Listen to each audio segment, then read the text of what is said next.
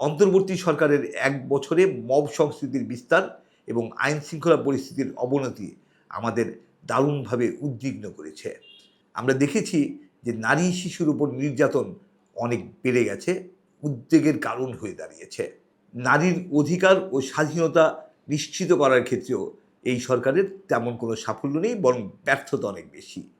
চরমপন্থীদের উত্থানের চেষ্টাও আমরা দেখেছি এই সরকারের সময়ে, এবং এর বিপরীতে সরকারকে নিষ্ক্রিয় থাকতে দেখে আমরা উদ্বিগ্ন হয়েছি।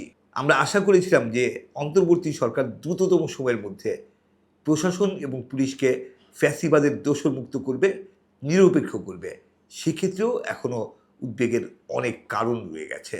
শক্তিশালী গণতন্ত্র নিশ্চিত করার জন্য গণমাধ্যমের যে অসাধারণ গুরুত্বপূর্ণ ভূমিকা রয়েছে সেটা আমরা সবাই জানি, কিন্তু গণমাধ্যমের সংস্কারের জন্যে তেমন কোনো পদক্ষেপ আমরা দেখিনি। যদিও সরকার গণমাধ্যম সংস্কার কমিশন গঠন করেছিলেন, কমিশন তার রিপোর্ট জমা দিয়েছে, কিন্তু তার বাস্তবায়নের কোনো কার্যকর পদক্ষেপ আমরা এখন পর্যন্ত দেখিনি।